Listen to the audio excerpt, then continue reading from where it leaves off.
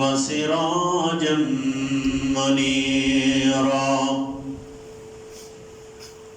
فقد قال الله تعالى في كلامه المجيد وفرقانه الحميد أعوذ بالله من الشيطان الرجيم بسم الله الرحمن الرحيم إنا إلينا إيابهم ثم إنا علينا حسابهم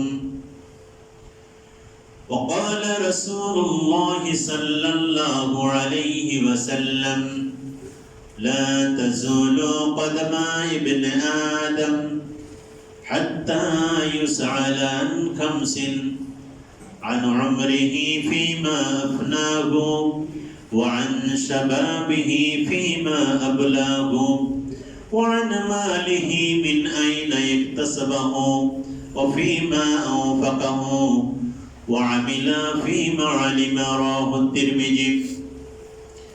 إن الله وملائكته يصلون على النبي يا أيها الذين آمنوا صلوا سلموا تسليما اللهم صل على سيدنا مولانا محمد وعلى آل سيدنا مولانا محمد اللهم صل سيدنا مولانا محمد وعلى آل سيدنا مولانا محمد আরবের বুকে মক্কার নগরে যেথায় আমিনার ঘর রবের করুণায় কৌসার হয়ে ঝরছে বারংবার আল্লাহুম্মা সাল্লি আলা সাইয়্যিদিনা মাওলানা মুহাম্মদ ওয়া আলা আলি সাইয়্যিদিনা মাওলানা মুহাম্মদ بلغ العلا بكماله كشف الدجى بجماله حسنت جميع خصاله صلوا عليه وعاله بلغ العلا بكماله كشف الدجى بجماله حسنت جميع خصاله صلوا عليه وعاله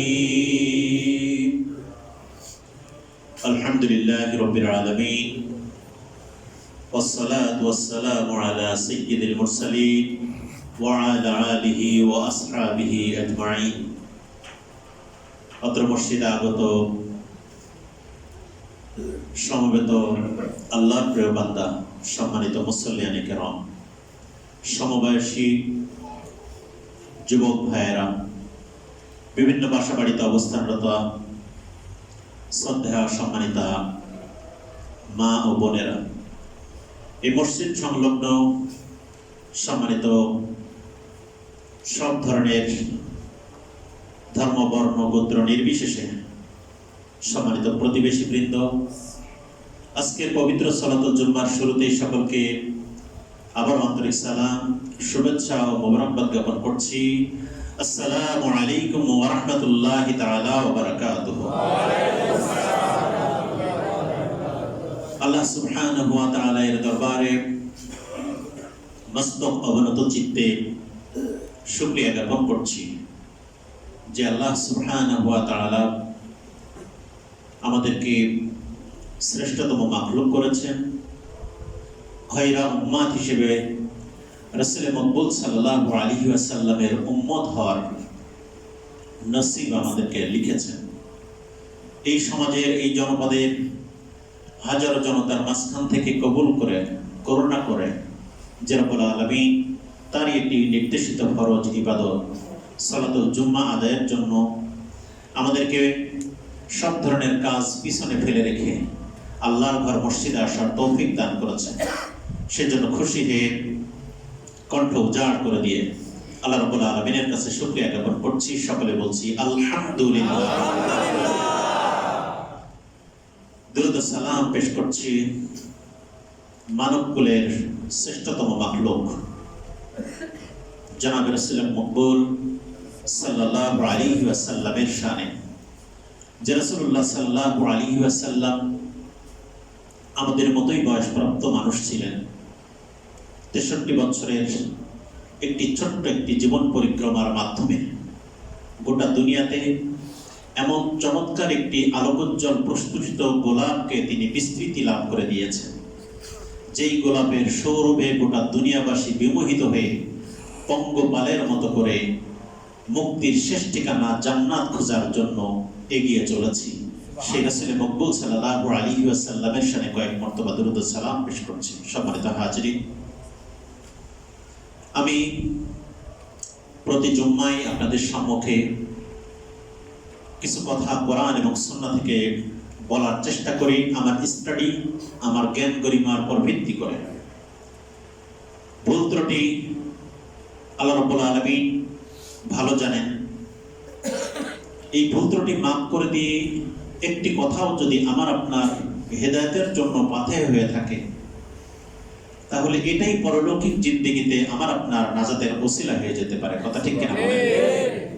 এই জন্য আমরা যারা এই মসজিদের মুসল্লি হওয়ার সৌভাগ্য অর্জন করেছি, আমাদের সকলেরই উচিত যে কথাগুলো আমরা প্রতিটা জুম্মায় শুনছি, যে কথাগুলো আমরা প্রতিটা জুম্মায় আলোকপাত করার চেষ্টা করছি, এই কথাগুলো যদি কোরআন এবং হাদিসের কষ্টি পাথরে সঠিক মনে হয়, তাহলে সেই আলোকে আমার জীবনকে ঢেলে সাজানো একজন মুমিন হিসেবে আমার আপনার সকলের দায়িত্ব ও কর্তব্য। ঠিক কিনা বলেন? আসুন আমরা সেই কোরআন এবং সুন্নাহ থেকেই আমার জীবনের শেষ ঠিকানা জান্নাত অথবা জাহান্নাম কোনটাকে আমি বেছে নিতে চাই, সেই জ্ঞান আল্লাহ রাব্বুল আলামিন আমার আপনাকে দান করেছেন। সুবহানাল্লাহ। সম্মানিত হাজিরিন, আমি আজকে আপনাদের সম্মুখে পবিত্র কোরআনুল কারীমের সূরা গাশিয়ার শেষ 2টি আয়াত তেলাওয়াত করেছি, আর তিরমিজি শরীফের একটি হাদিস আপনাদের সম্মুখে তেলাওয়াত করেছি। এই দুইটা, একটি আয়াত এবং একটি হাদিস থেকেই আজকে আমাদের আলোচনা আবর্তিত হবে ইনশাআল্লাহ, যদি আল্লাহ রাব্বুল আলামিন আমাদেরকে তৌফিক দান করেন। আমিন। আমার কথায় কি আপনারা বেজার হন? না। আপনাদের রেসপন্স যদি ভালো হয়, আমার কথাগুলো যদি গোমরাহির দিকে না যায়, আমার কথা যদি আল্লাহ এবং তার রাসূলের নির্দেশিত সিরাতাল মুস্তাকিমের পরে প্রতিষ্ঠিত অধিষ্ঠিত থেকে আমি কথা বলে যাই, তাহলে ততক্ষণ পর্যন্ত আপনারা আমাকে সহযোগিতা করবেন। হযরত ওমর রাদিয়াল্লাহু তাআলা, হযরত আবু বকর রাদিয়াল্লাহু তাআলা আনহুকে যখন রাসূল মকবুল সাল্লাল্লাহু আলাইহি ওয়াসাল্লামের ওফাতের পর যখন তাকে প্রথম খলিফা নির্বাচিত করলেন, সব সাহাবারা পরামর্শ করে আবু বকর রাদিয়াল্লাহু তাআলা আনহুকে খলিফা নির্বাচিত করলেন। আবু বকর রাদিয়াল্লাহু তাআলা আনহু নির্বাচিত হওয়ার পর একটি ছোট্ট ভাষণ দিয়েছিলেন। সেই ভাষণের মূল জিস্ট ছিল, সারাংশ ছিল, ফাইন্নী কাদ উল্লিতা আলাইকুম, আপনারা আমার উপর একটি দায়িত্ব অর্পণ করেছেন। ওয়ালাস্তু বিখাইরিকুম, আমি আপনাদের থেকে অতিরিক্ত কোনো ভালো মানুষ নই, আপনাদের মতোই একজন মানুষ। ওয়াইন আসাতু ফাকাব্বিমুনি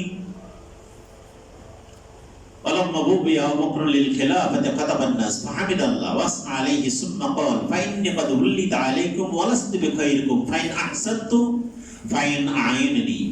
যতক্ষণ পর্যন্ত আমি আল্লাহ এবং তার রাসূলের পথের উপরে টিকে থাকতে পারবো ততক্ষণ পর্যন্ত আপনারা আমাকে সহযোগিতা করবেন। ওয়াইন আসাতু ফাকাব্বিমুনি, যখনই আমি পথ থেকে বিচ্যুত হয়ে যাব তখন আপনারা আমাকে সংশোধন করে দিবেন। সুবহানাল্লাহ বলবেন না? কোরআন এবং সুন্নাহ থেকে আল্লাহ রাব্বুল আলামিন বলছেন, তুমি যদি হেদায়েত পেতে চাও তাহলে পৃথিবীর সব কিছু বাদ দিয়ে যদি আমি আল্লাহ রাব্বুল আলামিন যেই ফাইনাল মেসেঞ্জারের মাধ্যমে যেই মেসেজটা তোমাদের জন্য, যেই চিঠিটা আমি আল্লাহ রাব্বুল আলামিন দিয়েছি, আল কোরআন নামক যেই সংবিধানটা আমি তোমাদের জন্য দিয়েছি, যদি তোমরা সেটাকে কেন্দ্র করে তোমাদের জীবন প্রণালী সাজাতে পারো, আল্লাহ রাব্বুল আলামিন বলছেন ফামান তাবিআ হুদায়া ফালা খাউফুন আলাইহিম ওয়ালা হুম ইয়াহজানুন।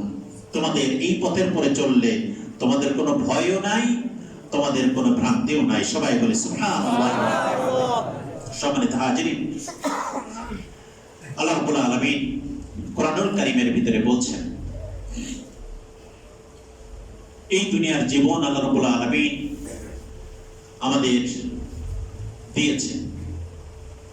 মানুষের বডির সব কিছুই ঠিক আছে, সব ঠিক আছে, হাত, কান, চোখ, পা সব কিছু ঠিক আছে। মাঝখান থেকে আল্লাহ রাব্বুল আলামিন ব্রেন নামক যে কথাটি আমরা বলে থাকি, এই ব্রেন নামক জিনিসটা যেই জায়গা থেকে এটাকে স্বচ্ছতার সাথে পরিচালিত হয় ওই জায়গায় কোনো একটু ডিস্টার্ব হয়েছে। তখন ওই সময় পরিবর্তন হয়ে যাওয়ার সাথে সাথেই আমরা ওই ব্যক্তিটাকে মানুষ না বলে তখন তাকে পাগল বলা শুরু করি। তখন আর তাকে আমরা মানুষ বলি না, তখন কি বলি? পাগল বলি। খুব সূক্ষ্মভাবে যদি চিন্তা করা হয়, ওর হাত আছে, পা আছে, চোখ আছে, আমার মতো সম্পূর্ণ জিনিস তার পরিপূর্ণ সাজানো আছে, কিন্তু একটি জিনিসের ঠিক ছিল, হঠাৎ করে তার লাইনচ্যুত হয়ে গেছে। লাইনচ্যুত হয়ে যাওয়ার সাথে সাথেই আমি মানুষ শব্দটা পরিবর্তন করে তার সাথে একটি নতুন গুণাবলী, একটি বিশেষণ তাকে যোগ করে দিলাম। সেই বিশেষণটার নাম হলো, তাকে এখন থেকে আমি পাগল বলে ডাকছি। চিন্তা করতে পারি কত বড় নিয়ামত একটি শব্দ, কত বড় নিয়ামত আমার আপনার জন্য। এই মেধা আল্লাহ রাব্বুল আলামিন আমাকে আপনাকে এখনো সচেতন সচেতন রেখেছেন। এই জন্য একটু খুশি হয়ে আল্লাহর কাছে শুকরিয়া জ্ঞাপন করি, সকালে চিৎকার করে বলি আলহামদুলিল্লাহ। বিরাট নিয়ামত সব দিয়েছেন। এই যে চোখ নামক 1.5 ইঞ্চি ফিল্ম বক্স, এটাও আছে, কিন্তু এর ভিতরে যে রেটিনা নামক জিনিসটা ছিল, যে ক্যামেরাটা ছিল, এই ক্যামেরাটা কোনো কারণে ডিসপ্লেস করে দিয়েছেন আল্লাহ রাব্বুল আলামিন।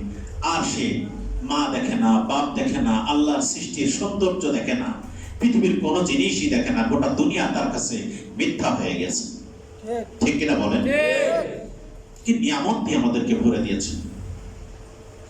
এই যে নাকটা আল্লাহ রাব্বুল আলামিন দিলেন আমাদেরকে, আসলে আল্লাহর সৃষ্টি নিয়ে গত সপ্তাহে একটু কথা বলছিলাম, আমি কথা শুরু করবো অন্যদিকে, এখানে আজ ভূমিকায় একটি কথা বলছি যে এই যে নাক নামক যে দুইটা ছিদ্র আল্লাহ রাব্বুল আলামিন দিলেন, এখানে কি একটা রাডার সেট করে দিয়েছেন। আপনি খাবার এই জায়গায় নিয়ে আসার সাথে সাথে অটোমেটিক আপনার হেড অফিসে একটা সিগন্যাল চাই, এটা পেটের ভিতরে ঢুকবে না বের করে দিতে হবে। ঠিক না বলেন?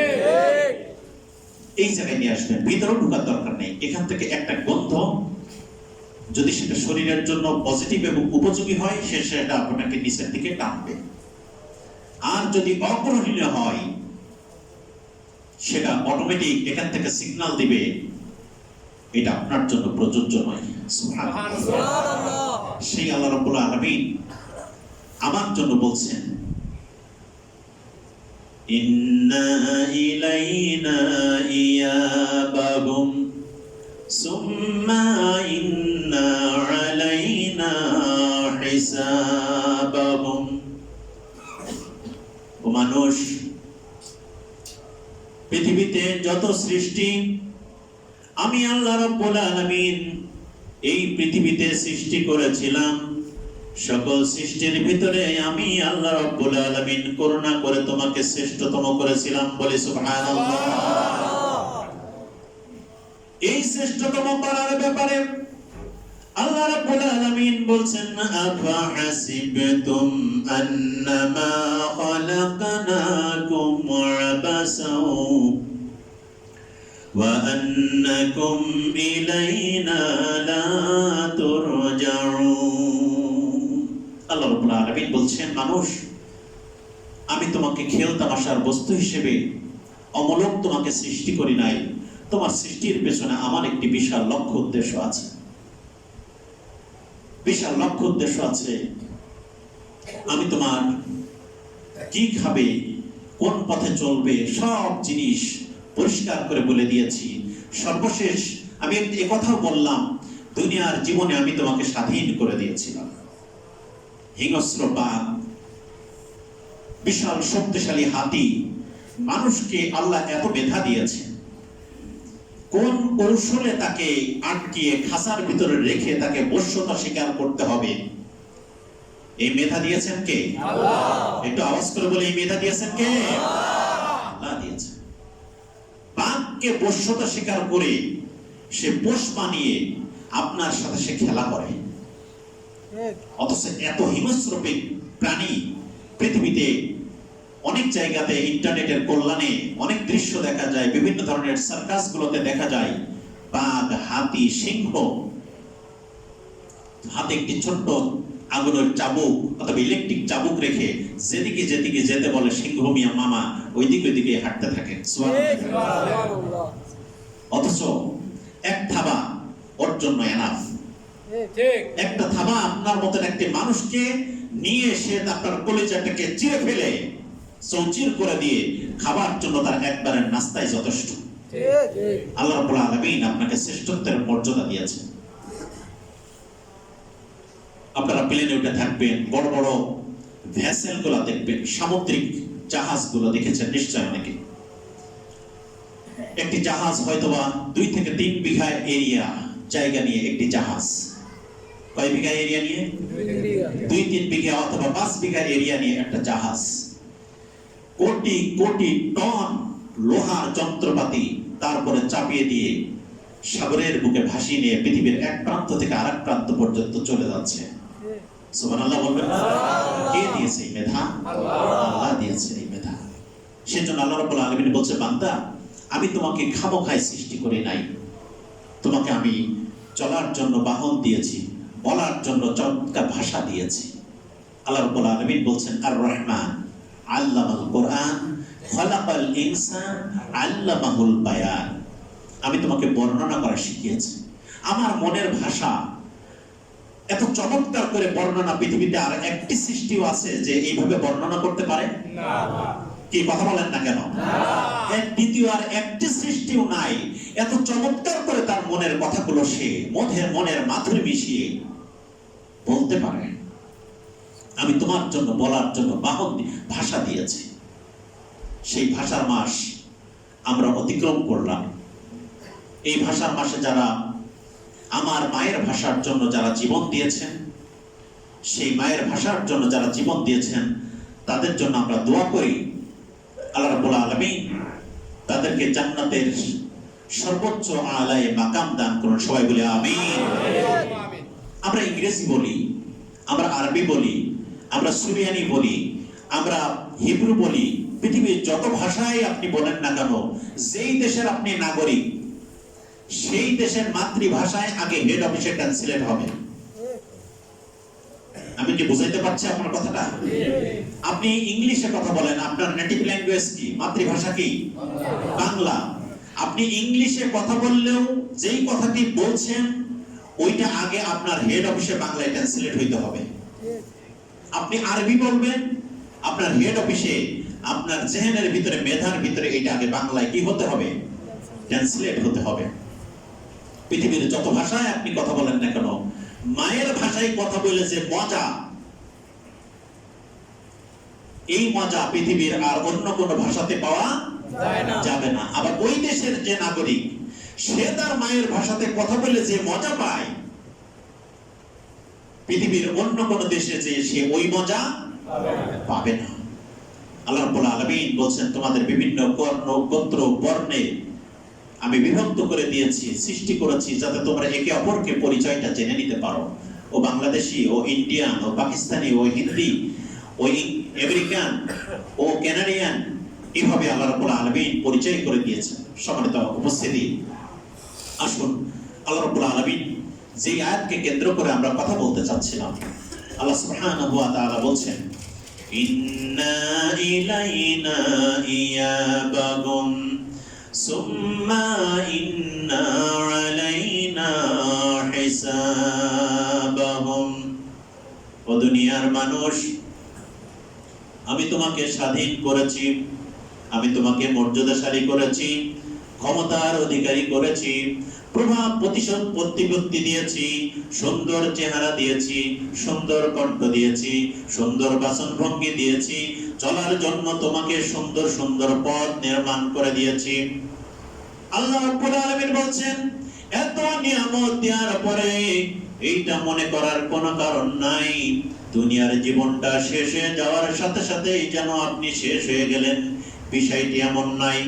আল্লাহ সুবহানাহু ওয়া তাআলা তাই বলে দিলেন, ইন্না ইলাইনা ইয়াবাহুম সুম্মা ইন্না আলাইনা হিসাবাহুম। তোমার জন্য ঘুড়ির মতো করে সুতাটাকে আমি ঢিল দিয়ে দিয়েছিলাম 60 বছরের, 70 বছরের, 100 বছরের সুতা তোমাকে দিয়ে দিয়েছিলাম। আমার সময় যখন শেষ হয়ে আসলো, আমি অমনি করে তোমার সুতাটাকে টান দিয়ে আবার জায়গায় নিয়ে চলে আসলাম। এই চলে আসার পরে বলছেন, সকল সৃষ্টিকে আমার কাছে ফিরে আসতে হবে। ও মানুষ, তুমি শুনে রাখো, ইন্না ইলাইনা ইয়াবাহুম সুম্মা ইন্না আলাইনা হিসাবাহুম। তোমার জীবনের সব কর্মকাণ্ডের হিসাব আমি আল্লাহ রাব্বুল আলামিনের কাছে বুঝে একটি একটি করে বুঝে দিতে হবে। আমার জীবনের সব কর্মকাণ্ড একটি একটি করে বুঝে দিতে হবে। এখন প্রশ্ন হলো, এত হাজার হাজার কোটি কোটি শত শত কোটি কোটি মানুষ, এই শত শত কোটি মানুষের হিসাব এক আল্লাহ রাব্বুল আলামিন কিভাবে সংরক্ষণ করবেন? আমরা সংক্ষেপ কথায় যদি এতটুকু বলি, রাষ্ট্র যার হাতে নিয়ন্ত্রিত, ওই রাষ্ট্র পরিচালনা করার জন্য পরিকল্পনাও তার হাতে প্রণীত। কথা ঠিক কিনা বলেন? বাংলাদেশের জন্য কি পরিমাণ খাদ্য লাগবে, কি পরিমাণ চিকিৎসা সামগ্রী লাগবে, এই 20 কোটি মানুষের জন্য কি করা লাগবে, সরকারের একটি পরিকল্পনা থাকে। একটি ইন্ডাস্ট্রির মালিকের 3000 এমপ্লয়ি আছে, এই 3000 এমপ্লয়ির স্যালারি 10 তারিখের ভিতরে কিভাবে দেওয়া লাগবে, এমপ্লয়ি চিন্তা করে আমার 5000 টাকা নিয়ে, সে চিন্তা করে 5 কোটি টাকা নিয়ে। কথা ঠিক কিনা বলেন? পরিকল্পনা নিয়ন্ত্রণ যার হাতে, পরিকল্পনা প্রণয়ন তার হাতে। সে আল্লাহ সুবহানাহু ওয়া তাআলা বলছেন, আমি এই পৃথিবীতে যাকে যেভাবে ইচ্ছা সেভাবেই তার সুতাটাকে আমি ঢিল করে দিয়েছি এবং তার জন্য একটি বয়স ফিক্স করে দিয়েছি। এই ফিক্সড বয়সের ভিতর থেকে সে কি করে তার জন্য আমি স্বাধীনতা দিয়েছি। মুখের স্বাধীনতা দিয়েছি, বলার স্বাধীনতা দিয়েছি, চলার স্বাধীনতা দিয়েছি, চিন্তার স্বাধীনতা দিয়েছি। এই চিন্তা, চলা, বলা সবকিছুকে সে যদি আমার নিয়ন্ত্রণের ভিতরে থেকে পরিচালিত হয়, তার জন্য আমি আল্লাহ রাব্বুল আলামিন সফলতার ঘোষণা দিচ্ছি। সুবহানাল্লাহ। আর সে যদি ব্যর্থ হয়, তার জন্য আমি জাহান্নামের ফয়সালা নির্ধারণ করে রেখেছি। বলে নাউযুবিল্লাহ। সম্মানিত হাজিরিন, আল্লাহ সুবহানাহু ওয়া তাআলা বললেন, আমি তোমার কাছে যা দিয়েছিলাম মনে করার কোনো কারণ নাই। আমি আল্লাহ রাব্বুল আলামিন এমন ক্যামেরা প্রত্যেকটি মানুষের সাথে সেট করে দিয়েছি। হাদিস শরীফের ভিতরে এসেছে, বান্দা সৃষ্টি হওয়ার সাথে সাথে তার কাঁধে কিরামান কাতিবিন নামক ফেরেশতাকে আল্লাহ রাব্বুল আলামিন সম্মানিত ফেরেশতাদ্বয়কে দুইটা কাঁধের ভিতরে বসায়া দিয়েছেন ক্যামেরা সহ। কি সহ বসিয়েছেন? একটু আওয়াজ করে বলি, কি সহ বসিয়েছেন? ক্যামেরা সহ। এই ক্যামেরার বৈশিষ্ট্য হলো প্রতিদিন রাত 12টা থেকে আবার পরবর্তী রাত 12টা পর্যন্ত, অথবা প্রতিদিন আসর থেকে পরবর্তী আসর পর্যন্ত একজন ডিউটি করেন। ওই ডিউটি করে এই 24 ঘন্টার ভিতরে ওই বান্দা যা কর্মকাণ্ড পরিচালনা করলো সবগুলো রেকর্ড করে নিয়ে যে ইল্লিন সিজ্জিন নামক জায়গাতে আল্লাহ রাব্বুল আলামিন সেখানে সংরক্ষণ করে দেন লৌহে মাহফুজের ভিতরে, ফলকের ভিতরে সংরক্ষণ করে।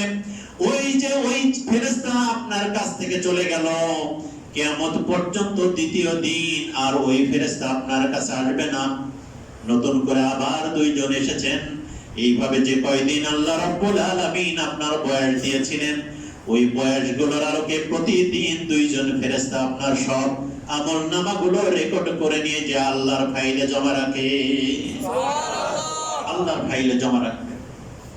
আমি এই আয়াতটা অনেকবার বলেছি, وَكُلَّ إِنسَانٍ أَلْزَمْنَاهُ طَائِرَهُ فِي عُنُقِهِ وَنُخْرِجُ لَهُ يَوْمَ الْقِيَامَةِ كِتَابًا يَلْقَاهُ مَنشُورًا।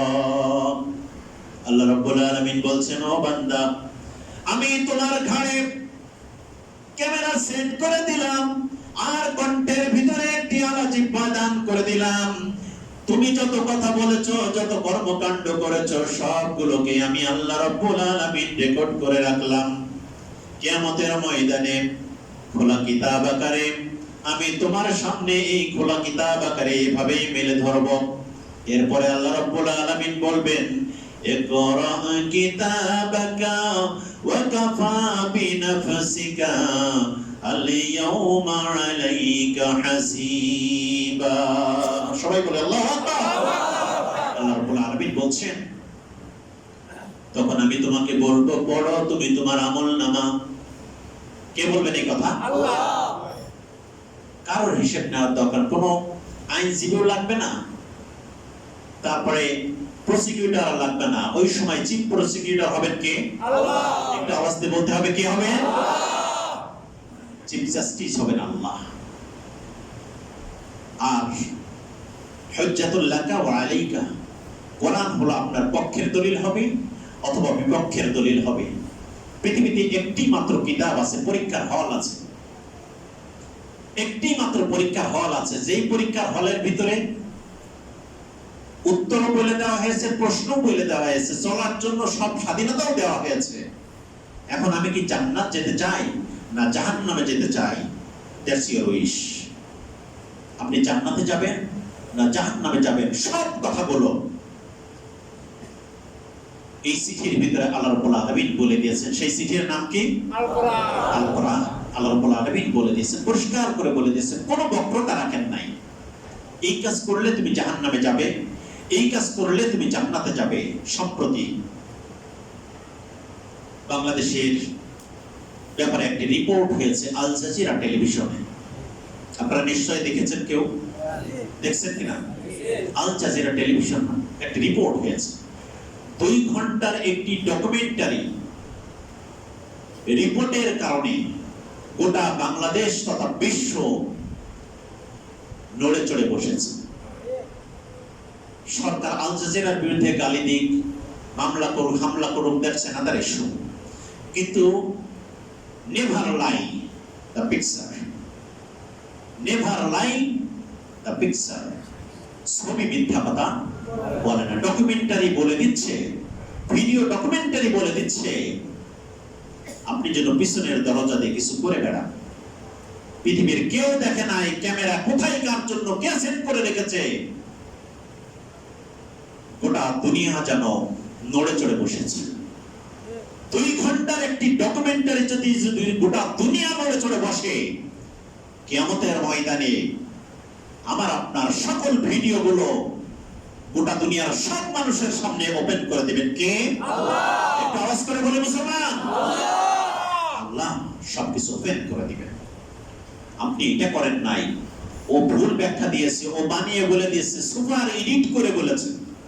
আমাদের কোন এক চেয়ারম্যান বললেন না, এই যে কুমিল্লার এক মাহফিলে আমাদের মাওলানা হাফিজুর রহমান সাহেবকে, হাসিবুর রহমান সাহেবের মাহফিলে মাইকটা সরিয়ে দিয়ে সে বললো যে আমি গুন্ডা থেকে চেয়ারম্যান হয়েছি, সন্ত্রাসী থেকে চেয়ারম্যান হয়েছি, মার পেটের ভিতর থেকে খুন করে বের করে নিয়ে চলে আসবো। এই কথা বলে নাই?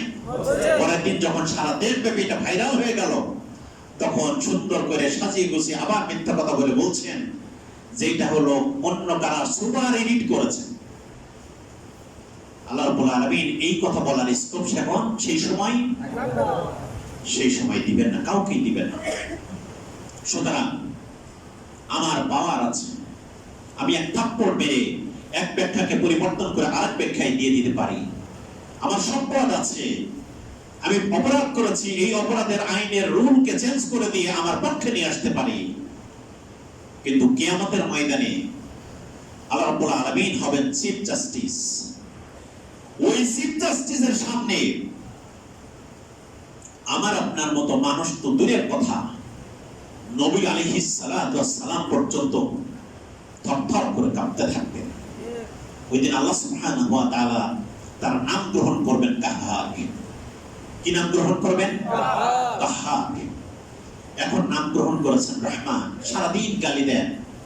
ওই আল্লাহ রাব্বুল আলামিনের দেওয়া অক্সিজেন, আল্লাহর দেওয়া রিজিক, আল্লাহর দেওয়া কণ্ঠ, আল্লাহর দেওয়া মেধা, আল্লাহর দেওয়া জিহ্বা, আল্লাহর দেওয়া মুখ, সবগুলোকে নিয়ে ওই আল্লাহকে সারাদিন গালি দেন।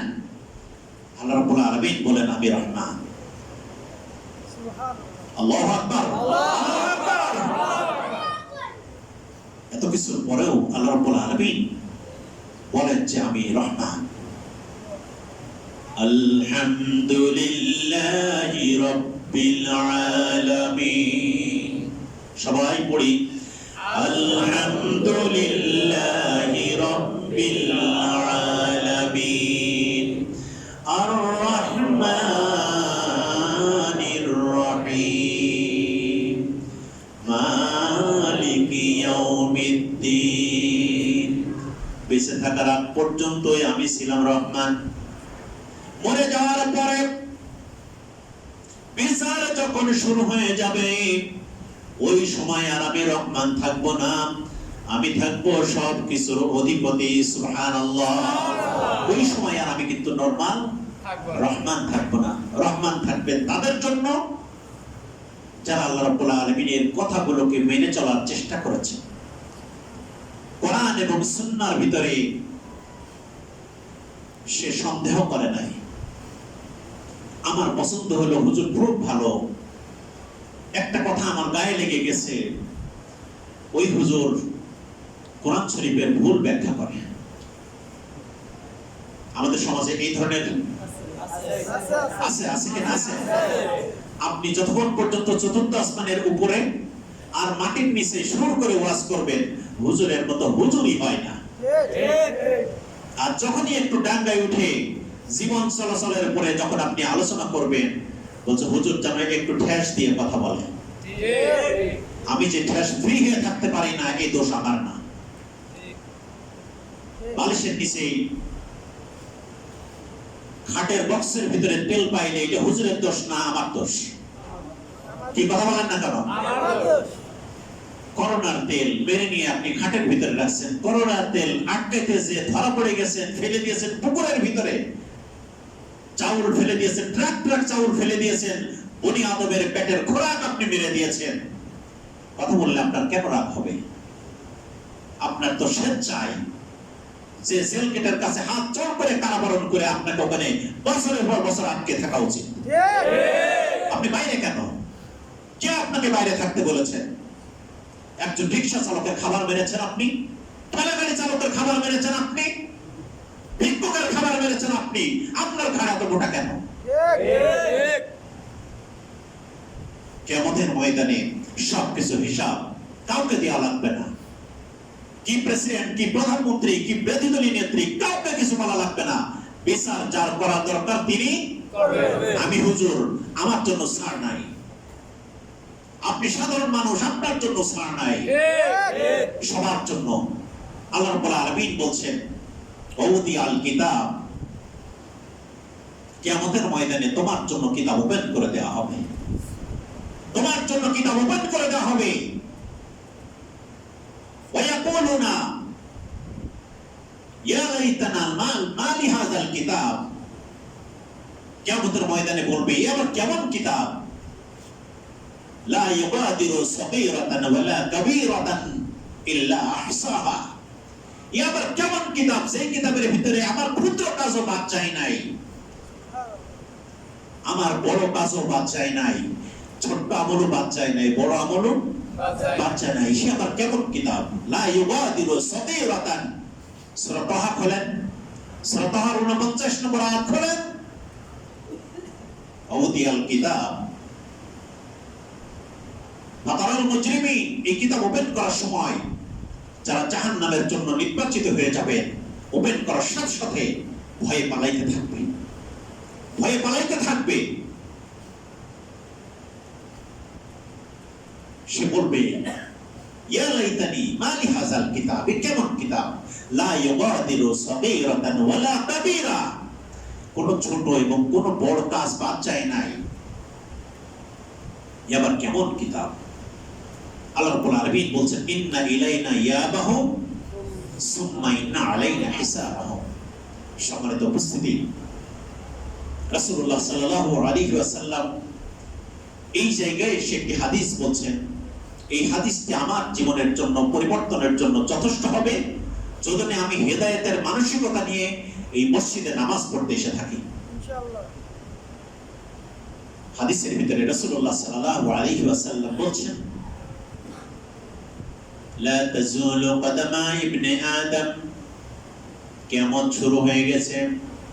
আল্লাহ রাব্বুল আলামিন চিফ জাস্টিসের চেয়ারে বসেছেন, সকল নবী আলাইহিস সালাতু ওয়াস সালাম তার উম্মতদেরকে নিয়ে এক একটা সাইডে দাঁড়িয়ে গেছেন, সবাই ভয়ে থরকম্পমান। আল্লাহ রাব্বুল আলামিন তার হাবিবের মাধ্যমে আগেই মেসেজ জানিয়ে দিয়েছেন, আমাদের জন্য মেসেজ দিয়েছেন। কে দিয়েছেন? আল্লাহ। আল্লাহ রাসূল দিয়েছেন, মেসেজ দিয়ে দিয়েছেন। বলছে 5টি প্রশ্ন, ও বান্দা 5টি প্রশ্নের আনসার যদি তুমি এখন থেকে প্রস্তুত করে নিয়ে যাও তাহলে ভালো, কারণ কিয়ামতের ময়দানে এই 5টি প্রশ্নের উত্তর দেওয়ার আগ পর্যন্ত কোন বনি আদমকে এক চুল পরিমাণ সামনের দিকে অগ্রসর হতে দেওয়া হবে না। সুবহানাল্লাহ। বনি আদমকে 5টি প্রশ্নের আনসার দেওয়ার পূর্বে এক চুল পরিমাণ সামনের দিকে অগ্রসর হতে দেওয়া হবে না। এখানে কোন সময় বিপদে পড়লে আমার ভাই একটু ঝামেলায় আটকে গেছে, আসেন, চলে এসে সমাধান করে দেয়। টাকায় আটকে গেছেন, বাপের কাছে, ভাইয়ের কাছে, বন্ধুর কাছে কাউকে হেল্প চেয়েছেন, সে আপনাকে হেল্প করে দিয়েছে, হয় না? এই ধরনের আমাদের সমাজে হয় না? সেই সময় বিচার শুরু রেখে যাওয়ার পরে প্রথম প্রশ্ন থাকবে যেটা, লা তাজুলু কদমা ইবনে আদম হাত্তা ইউসআলা আন খামসিন আন উমরিহি ফিমা আফনাহু। তুলনা থেকে কবর পর্যন্ত, মৃত্যু থেকে, জন্ম থেকে মৃত্যু পর্যন্ত গোটা জীবনটা কিভাবে পরিচালনা করে এসেছো তার হিসাবটা দাও। প্রথম প্রশ্ন। কে বলবেন এই কথা? আল্লাহ। আল্লাহ বলবেন যে তুলনা থেকে কবর পর্যন্ত, জীবন শুরু থেকে শেষ পর্যন্ত কি করে এসেছিলেন দাও। এবার আমরা একটু আত্মসমালোচনা করি, মাথাটা নিচু করে একটু আত্মসমালোচনা করেন। আল্লাহ যদি কাহার চেয়ারের ওই গুণাবলীর পরিচয় নিয়ে যদি শক্ত হয়ে আমার আপনার সামনে দাঁড়িয়ে বলে দাও, আমি খুব উদাহরণ দিয়ে একটু কথা বলি, আপনারা কষ্ট পান না কেমন? আপনি আপনার কর্মস্থলে কোন একটা কিছু চুরি করেছেন, চুরি করার পরে এদিক ওদিক তাকিয়ে দেখছেন কেউ দেখে নেই, খুব খুশি, কিন্তু ওয়েব ক্যামেরার মাধ্যমে আপনার যিনি মালিক ছিলেন তার হাতে যে মোবাইলটা আছে এটার মাধ্যমে ওয়েব ক্যামেরা আছে। ওয়েব ক্যামেরা বোঝেন? উনি বাংলাদেশ থাক, সিঙ্গাপুরে থাক, অস্ট্রেলিয়ায় থাক, কানাডায় থাক, যেখানেই যান না কেন, উনি নেটে আসার সাথে সাথে ওনার ইন্ডাস্ট্রির ক্যামেরা যদি ওপেন করে তাহলে কোন ক্যামেরাতে কে কি করছে সব জিনিস লাইভ দেখতে পান। সুবহানাল্লাহ বলবেন। প্রযুক্তির কল্যাণে এখন আমার কোরআন বোঝা যে কত সহজ হয়ে গেছে। চুরি করেছে, উনি এসে বললেন যে অমুককে ডাকো, কেউ জানে না, ডাকলো, তুমি কি এই তারিখে এই জিনিসটা অমুক জায়গা থেকে নিয়েছিলে? না স্যার, আল্লাহর কিরে, কোরআনের কিরে, রাসূলের কিরে, যা দরকার সব কাটছে, কিচ্ছু নাই। কোনো খুব স্বাভাবিক ক্যামেরাটা অন করে বলছে অত তারিখে এই টাইমে কোথায় ছিলা? আমরা আমাদের জবাবদিহিতার জায়গাটার ব্যাপারে ব্যাকএন্ড একটু চিন্তা করি। যখন বলবে না স্যার আমি কিছুই করি নাই, ক্যামেরাটা অন করে দিয়ে যখন বলবে যে এই যে এইটাকে দেখো তো একটু, লা ইউগাদিরু সাগীরাতান ওয়ালা কাবীরাতান ইল্লা আহসাহা। কিয়ামত শুরু হয়ে গেল।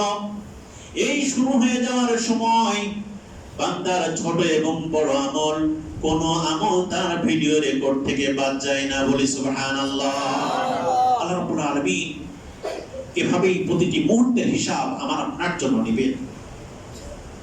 আল্লাহ সুবহানাহু ওয়া তাআলা তার হাবিবের মাধ্যমে জানিয়ে দিচ্ছেন, ও নবী, সব মানুষকে এই কথাটি বলে দাও, তোমার জন্ম থেকে মৃত্যু পর্যন্ত প্রতিটা মুহূর্ত কোন পথে ব্যয় করেছো সব রেকর্ড আমি আল্লাহ রাব্বুল আলামিন সংরক্ষণ করছি। কিয়ামতের ময়দানে যখন তুমি ফিরে আসবে, ইন্না ইলাইনা ইয়াবাহুম সুম্মা ইন্না আলাইনা হিসাবাহুম, আমার কাছে পুঙ্খানুপুঙ্খরূপে তোমাকে হিসাব দিতে হবে। আমরা এই হিসাবের কথা ভুলে যাওয়ার কারণে আমরা যেন কতটা বেপরোয়া হয়ে গেছে। সম্প্রতি মানুষের নীতি নৈতিকতার পদস্খলন ঘটে গেলে, নীতি নৈতিকতার পদস্খলন ঘটে গেলে মানুষ যে কত বিভৎস হয়ে যেতে পারে, বাংলাদেশের বিভিন্ন সময়ে ঘটে যাওয়া এক একটি ঘটনা আমাদের দেশকে নাড়িয়ে দিয়ে যায়। সম্প্রতি আমাদের দেশের ন্যাশনাল লিগের ন্যাশনাল টিমের প্লেয়ার নাসিরের বিবাহ শাদী সংক্রান্ত বিষয়ে যে বিভৎসতা ফুটে উঠেছে, এরাই আমাদের আইডল। এরা কিভাবে চুল কাটে, এরা কিভাবে শীতের শীতি কাটে, কিভাবে কাপড় পরে, কিভাবে বল মারে, কিভাবে হাঁটে, কিভাবে চলে, কিভাবে ঘুমায়, কিভাবে কাঁদে, সবগুলো রেকর্ড করে ওইভাবে আবার প্র্যাকটিস করে। এরাই আপনার আমার আইডল। মেসি আপনার আইডল, লিওন কি, এরপরে আর কি ওই যে ব্রাজিলের কি আছে, নেইমার নাকি, সে আপনার আইডল। মাথার চুলগুলো কেটে কেটে এক সাইড দিয়ে স্টেডিয়াম বানায়, আর এদিক থেকে হলো হিমালয় পর্বত বানায়। কি দেখেন না আপনারা এগুলা? এরাই আমাদের আদর্শ। সেই আদর্শের মানুষগুলোকে যখন এদের দু একটা কর্মকাণ্ড জাতির সামনে ভেসে ওঠে, জাতি হিসেবে পরিচয় দিতে তখন আমাদের একটু লজ্জাবোধ হয়। রাষ্ট্র তোমার পিছনে হাজার কোটি টাকা খরচ করে, নাসির তুমি ঠেলা গাড়ি ছিলে, মেরাজ তোমার বাপ ছিল রিক্সা চালক, আল্লাহ সম্মান দিয়ে তোমাকে ন্যাশনাল ফিগার বানিয়েছে। এই নিয়ামতকে অস্বীকার করবে না। আমাদের প্রিয় সাকিব আল হাসান রাষ্ট্রের একটি সম্পদ ছিল। এই রাষ্ট্রের 20 কোটি মানুষের সাপোর্টে সাকিব তুমি সম্মানিত হয়েছিলে। এই রাষ্ট্রকে তুচ্ছজ্ঞান করে টাকার পিছনে দৌড়িয়ে তুমি ইন্ডিয়ায় চলে গেলে খেলার জন্য। সাকিব, তোমার প্রতি আমাদের পক্ষ থেকে নিন্দা রইল। এই নাসির একটি মেয়ে, 8 বছরের ফুটফুটে একটি মেয়ে, গতকাল রাত্রে আমি আমার চোখের পানি ঠেকে রাখতে পারি নাই। 8 বছরের একটি ছোট্ট মেয়ে, এই তামিমা সৌদি এয়ারলাইন্সের এয়ার হোস্টেস, এর আগে আরো 3টাকে সে বাইপাস করে এসেছে। 4th নম্বর সংসার সে শুরু করছে। পত্রপত্রিকার মারফত কথা, সে বলছে 2016 সালে রাকিবকে ডিভোর্স দিয়েছে। 18 সালের পাসপোর্টে দেখা যাচ্ছে রাকিব তার হাজবেন্ড। এভাবেই কিয়ামতের ময়দানে কিন্তু আল্লাহ রাব্বুল আলামিন ডকুমেন্টারি গুলো দিবেন। দুনিয়ার ডকুমেন্টারিতে মানুষ ধরা, দুনিয়ার ডকুমেন্টারিতে যখন মানুষ ধরা, কিয়ামতের ময়দানের ডকুমেন্টারি বাংলাদেশ সরকার, এই যে একটু আগে আল জাজিরার কথা বলছিলাম, 1 ঘন্টার ডকুমেন্টারিতে সরকার যেভাবে নড়ে চড়ে বসেছে, আমাদের প্রতিটার ফাইল যখন ওপেন হয়ে যাবে, বিষয়টাকে গভীরভাবে পর্যালোচনার অবকাশ আমাদের জন্য রাখার প্রয়োজন আছে। সম্মানিত হাজিরিন, আমার সারাটা জীবন কিভাবে কাটালাম সেটার ব্যাপারে আমাকে অবশ্যই চিন্তা করা উচিত। সম্মানিত উপস্থিতি, আল্লাহ সুবহানাহু ওয়া তাআলা দ্বিতীয় নম্বর যে কথাটি তার হাবিবের মাধ্যমে বলছেন, লা তাজুলু কদম ইবনে আদম হাত্তা ইউসআল আন খামসিন, আন উমরিহি ফীমা আফনাহু ওয়া আন শাবাবিহি ফীমা আবলাহু। তোমার সারাটা জীবন কিভাবে কাটিয়েছো, ওয়ান শাবাবিহি ফীমা আবলাহু, তোমার যৌবন কালটাকে কোন পথে ব্যয় করেছো। যৌবন কালটা হলো মানুষের লাইফের গোল্ডেন এজ অফ গোল্ডেন বলা হয়। কি বলা হয়? Age of golden, golden period বলা হয়। এই যৌবন বয়সে আপনার অন্তর যদি আল্লাহর সাথে সম্পৃক্ত হয়, মৃত্যু বয়সে ভুল করে ফেলে আল্লাহ রহমান ও রহিম নামের ওসিলায় মাফ করে দিতেও পারেন। কিন্তু এখন যার শরীরের শক্তি, সামর্থ্য, হিম্মত আছে, এই টাইমটা আপনাকে আমাকে প্রতিটা মুহূর্তে চিন্তা করা উচিত। মোবাইল টিপছি, আঙুলের 2 আঙুল দিয়ে জিনা করছি, এই আঙুল দিয়ে টিপে টিপে আমরা অনেক ভালো মন্দ জিনিস দেখি না? 2 আঙুল দিয়ে জিনা করা যায়, 2 আঙুল দিয়ে ইবাদতও করা যায়। এখন আপনি কি জিনা করবেন না ইবাদত করবেন? মসজিদের ইমাম সাহেব, খতিব সাহেব আপনাকে ইনস্ট্রাকশন দিয়েছেন as per Quran and Sunnah reference. Money is lost, something is lost, health is lost, nothing is lost, career is lost, everything is lost. আমার টাকা ছিল, কিছু হারিয়ে গেছে, কিছু টাকা হারিয়েছে, আবার পেয়ে যেতে পারি। সম্পদ এক সময় ছিল, যে কোনো কারণে এই সম্পদ কি হয়েছে? হারিয়ে গেছে। আবার আল্লাহ চাইলে সম্পদ আমি ফিরে পেতে পারি। আমার নৈতিক চরিত্র শেষ হয়ে গেছে। একটি নৈতিক চরিত্র তিলে তিলে তিলে তিলে গড়ে তুলতে তার টাইম লাগে। যাওয়ার জন্য 10 মিনিটের কর্মকাণ্ডই শেষ। আমি সরকারকে অনুরোধ করব, সরকারের এজেন্সির কেউ যদি থেকে থাকে, আমি সরকারের প্রতি বিনয়ের সাথে দৃষ্টি আকর্ষণ করছি, এই সকল ক্রিকেটারদেরকে সম্মান দিয়ে দিয়ে দিয়ে দিয়ে এমন একটা জায়গায় নিয়ে যাওয়া হয়েছে, তারা বাংলাদেশকে সরাগানকে ধরাগান মনে করে। তারা এত পাওয়ার দেওয়ার প্রয়োজন নাই। যে খেলার জন্য যে টাকা পায় সেটাই আনাব। আপনি কেন ফ্ল্যাট দিচ্ছেন, গাড়ি দিচ্ছেন, বাড়ি দিচ্ছেন, যা মন চায় দিচ্ছেন? এদেশের মানুষের, মুসলমানদের রক্তের টাকা এগুলা। তার যতটুকু প্রাপ্য আছে সেটা পাবে। ধন্যবাদ জানাই প্রিয় মুস্তাফিজকে, সে বলে দিয়েছেন সবার আগে আমার কাছে দেশ বড়। একই সাথে একটি খেলায় জিতলে, 10-12টা দেশের সাথে খেলায় জিতলে যদি আপনি প্রধানমন্ত্রী, প্রেসিডেন্ট এসে এয়ারপোর্টে দাঁড়িয়ে থাকেন, আমার নাজমুস সাকিব 120-30টা দেশের সাথে প্রতিযোগিতা করে, কম্পিটিশন করে সারা বিশ্বের সামনে লাল সবুজের পতাকাকে আল কোরআনের মাধ্যমে উড্ডীন করে আসলো, তার জন্য কি একটি ভুলও আপনার জোটে না? রাষ্ট্র 90% মুসলমানের রাষ্ট্র, আপনি ধন্যবাদ দিতে নাই গেলেন, আপনার একজন মন্ত্রীও চাই তাদেরকে একটু রিসিভ করতে পারে না?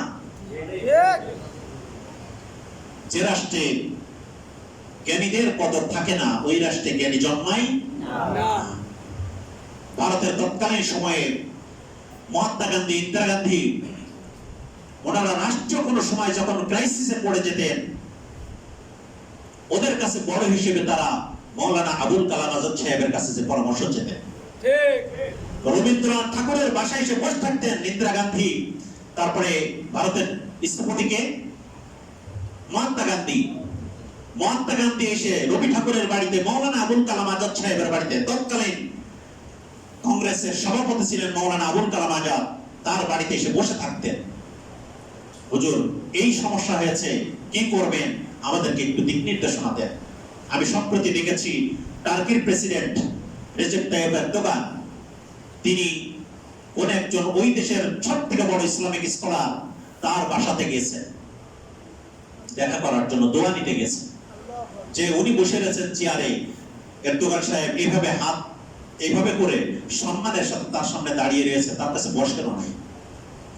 যদি আপনি সম্মানী মানুষদেরকে সম্মান দেন, ইজ্জত অটোমেটিক আল্লাহ আপনাকে বাড়িয়ে দেবে। সুবহানাল্লাহ। সম্মানিত মানুষদেরকে জেলের কয়েদি বানালে আল্লাহ রাব্বুল আলামিন নানাভাবে আপনার পণ্যের কাপড় খুলে দিবে। সম্মানিত হাজিরিন,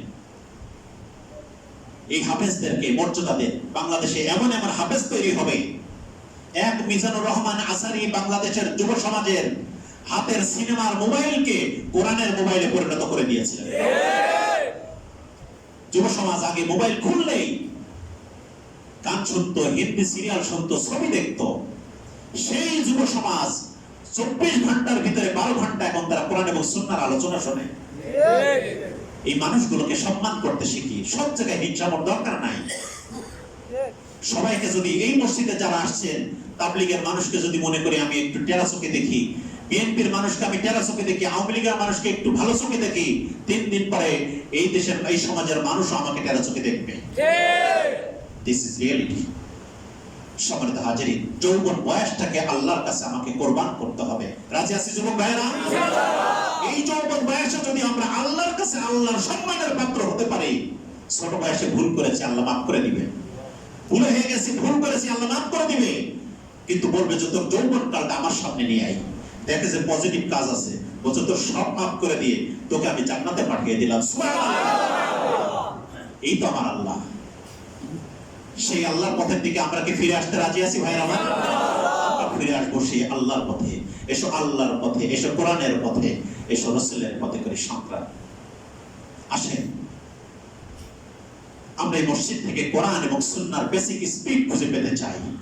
শেষ কথা দিয়ে আমি শেষ করতে চাই, সবার সন্তান আছে, এই সন্তানগুলোকে গভীরভাবে পর্যবেক্ষণ করেন। সারাদিনের ব্যস্ততার ভিতরে যাদের বৃদ্ধ বাপ মা আছে, সর্বোচ্চ সম্মানটুকু আপনি তাকে দেন। আপনার সন্তান, যে সন্তান আজকে ছোট আছে, সে কালকে আপনাকে সম্মান দেওয়া শিখবে। ঘাড় ঝাঁকি দিয়ে বাপের সামনে কথা বলবেন না। বাপ বেঁচে আছে কার কার একটা হাত তোলেন তো দেখি। বাপ মা বেঁচে আছে যাদের, আলহামদুলিল্লাহ আমার আব্বা মা বেঁচে আছে। আমরা সন্তান হিসেবে ওয়াদা করছি রব্বুল আলামিন আমার আব্বা আম্মাকে আমি সর্বোচ্চ মর্যাদা দান করতে পারি, সেই তৌফিক আমাদেরকে দান করো বলে আমিন। যারা বাপ আছেন, কারা কারা বাপ আছেন একটু হাত তোলেন দেখি। বাপ আছেন, আব্বা আছেন। বাপের প্রতি আমাদের অনুরোধ, আপনি আপনার স্ত্রী, আপনার পুত্র, আপনার বাপ মা, আপনার অধস্তন যারা আছে তাদের সাথে জাস্টিস করুন, ইনজাস্টিস করবেন না, ইনজাস্টিস করবেন না। একটি জুম্মার আলোচনা আমাদের এক একটি সপ্তাহ যেন খোরাক হয়। আমি কি বুঝাইতে পারছি আমার কথাটা? আসুন আল্লাহ রাব্বুল আলামিন আমাদেরকে সুন্দর একটি পরিবেশের মাধ্যমে এই মসজিদ থেকে আলোর জ্যোতিগুলো আমরা সারা অঞ্চলব্যাপী, দেশব্যাপী ছড়িয়ে দিতে চাই। কোরআন এবং সুন্নাহর কথাগুলোর মাধ্যমে এই সমাজকে আমরা একটি আলোকিত সমাজে পরিণত করতে চাই। আল্লাহ রাব্বুল আলামিন আমাদের এই মসজিদকে কবুল করুন, আমাদের এই মসজিদের প্রতিটি মুসল্লিকে কবুল করুন। সব ধরনের শিরক এবং বিদআত মুক্ত জীবন যাপন করে সিরাতাল মুস্তাকিমের পথের উপরে দাঁড়িয়ে আমরা আমলের দিকে এগিয়ে যেতে পারি। আল্লাহ রাব্বুল আলামিন আমাদের তৌফিক দান করুন বলে আমিন। সম্মানিত উপস্থিতি, আমি শেষে একটি ঘোষণা আপনাদেরকে দিতে চাই। এই মসজিদের মুতাওয়াল্লি অথবা সভাপতি আমরা যাই বলি, আমাদের মাওলানা নুরুল করিম সাহেব, গত কয়েকদিন আগে আমি তার সাথে আমার সাক্ষাৎ হয়েছে, আমি গেছিলাম ওনার মাদ্রাসাতে।